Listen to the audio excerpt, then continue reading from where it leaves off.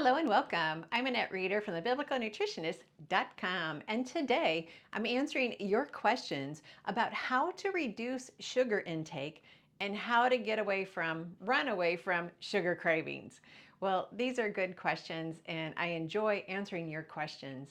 If you'd like to have your questions answered, please go to our private Facebook group, Biblical Nutrition Academy, and as you enter to join, we ask you, what is the question that you have for Annette? I enjoy answering your questions. Now, another reason I like doing these Q&A videos is because I like giving away free products. And today, I'm giving away our seed fiber. Totally fits the subject today because the more fiber we have in our diet, the less sugar cravings are going to be an issue.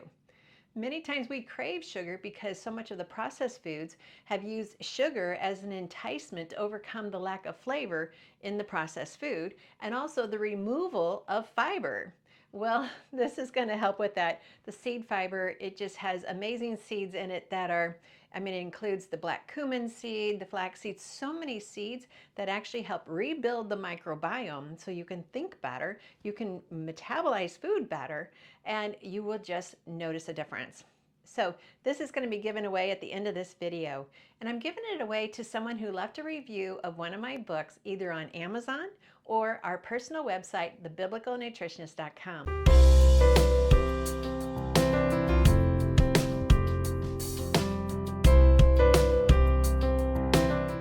A question was asked, how does one start with getting off of sugar? This was submitted by Amy. I love this question, and basically it's just 3 steps. First, decide and make a commitment that you really want to do this. When the mental struggle is settled, the journey is so much more enjoyable. Number 2, plan your meals without any added sugar. You can enjoy fruit raw, you can have whole grains without processed spreads, just avoid all sweets.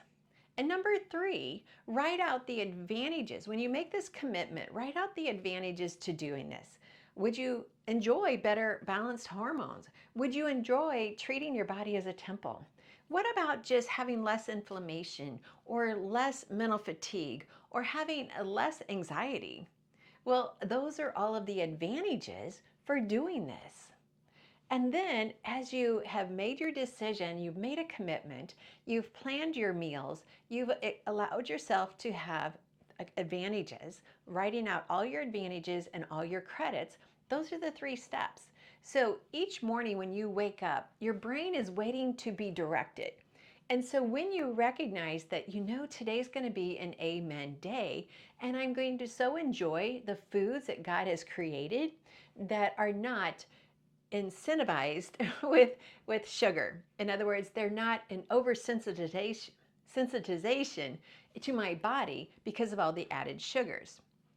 And so just imagine as you go through this, it's going to take at least 7 days to overcome this addiction. Now remember our 3 principles. Number 1, eat the foods that God called good for you. That includes raw fruits. That includes honey. And scripture even says, too much honey, you may vomit. And so that tells us there is a limit to how much sugar we can have at one time. Principle number 2 is eat the foods as close to the way God designed it. Okay, well, let me just tell you, there's a lot of foods that are not anywhere near close to God's design, yet we consume them on a daily basis. Well, they elevate our insulin, they cause glucose issues, they cause addictive behavior. They're just lab experiments. And that brings us to principle number 3, don't let any food become an addiction. Well, sugar is designed in a lab in processed foods to be addictive. It's the whole purpose of the food industry is to get you addicted to their foods. Everyone has a limited budget to spend on food, so all of the different food manufacturers are vying for that dollar. They want your dollar or they want your dollar. And if they can get you addicted to their foods, either by the commercials on TV or the internet, and then once you've eaten it, you're like, oh, I really like this, and then I'll have some more, they get that dollar. So be conservative with your dollars. Choose wisely. So let me just go back over this. It could take 7 days to break that addiction. And the 7 days may not be as blissful as you want, but if you start with the mindset, I am ready to give my body over and let it be a temple of the Holy Spirit, and make a commitment. Number 2, plan your meals. And number 3, write down all of the advantages and the credits for doing this. Now, if you don't already have my book, Hunger Satisfied Journal, this totally simplifies the process. I highly recommend this. It is a journal where you can plan and you can get your advantages in print, and then you can record your credits every day. His mercies are new every morning, and every morning you have new neurons that are waiting to be directed. So direct them to the advantages that you're looking to see. Forget the struggle. Once you break that bondage, you're going to enjoy calmer days, and you're going to enjoy just understanding God's love even more. Thanks for asking this question.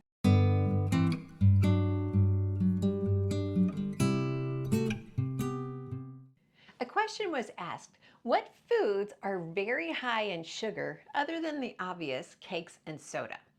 This is submitted by Mary. Well, you've already named the foods most high in sugar, but processed foods in general have a sugar in them to cover up the lack of flavor. Even your breads, processed breads, if you buy them in the store or in the restaurant, and even your cereals. Cereals should not be labeled a breakfast food. They should be labeled a dessert. And if you couple cereals with Pop-Tarts, you now have the highest level of sugars in any food. So be careful about processed foods, whether it's breads, deli meat, cereals, or Pop-Tarts. Those are just some of them are disguised as high sugar, and others of those are obvious. And so going through the cereal aisle, it's like, yeah, this is just 100% sugar. And so think about those choices when you go to shop. A question was submitted and it said, I had a question about sugars in the ingredients, such as balsamic vinegars or sugars in salad dressings. Do we need to make our own salad dressing? Do we need to avoid balsamic vinegars? Thank you for educating us in healthy eating, submitted by Rose. What beautiful name, Rose, and thank you for asking this question. So balsamic vinegars can be a healthy food. And so just check the label and make sure you find some with the least amount of sugars. Yet your other question is, should we make our own? Definitely. That way you control the ingredients. You also control the cost. And as you know, food costs have just been escalated beyond what we ever dreamed would happen. We've all doubled our expenses on food. And yet we still need to take ownership of our food. And anytime you make your own salad dressing, you control what goes in it. You also control waste, because you can make as little or as much as you need. Therefore, you don't have any need to throw it away. So control the cost, control the sugar, control your health. Thanks for asking.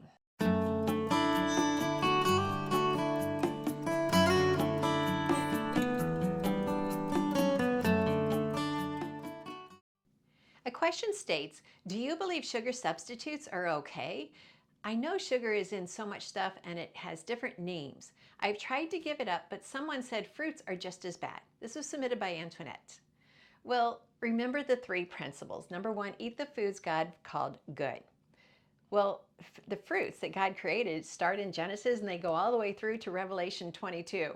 And so God created fruits. They have fiber, they have phytonutrients, they have antioxidants, and that negates the fructose that's in the fruit. And so many people who are trying to regain their health, yes, they'll eat 2, 3, 4 fruits a day and do very well because of the phytonutrients that God put in the food. So the principle number 1 is eat the foods God called good for us. And anytime someone on the internet, such as a YouTuber like myself, suggests otherwise, I go back to that number 1 principle. Like, wait a minute, what they're teaching is against what the principles are in God's Word. Principle number 2 is eat the food as close to the way God designed it. And this is where we need to recognize sugar substitutes, just that key word substitutes, can be very addictive and they can be very cellular altering. And so we need to be careful about that. And anytime we use a substitute, then we're actually substituting a good food for a lab experiment. And we never win when that happens. Sugar substitutes also continue to create that addictive behavior for needing more sweets. Many times our mind cannot differentiate between a sugar substitute and sugar because it's creating the same thought pattern. Oh, that is sweet, therefore I want that. God's foods don't do that.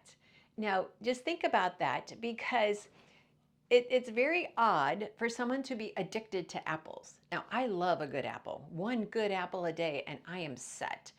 But I'm not going to eat 5 to 10 apples a day because the fiber, the phytonutrients, I would just be so full, it would be almost uncomfortable. But I could take the same amount of sugar from those 5 to 10 apples, put it in a candy bar, and then eat more than that in 1 hour.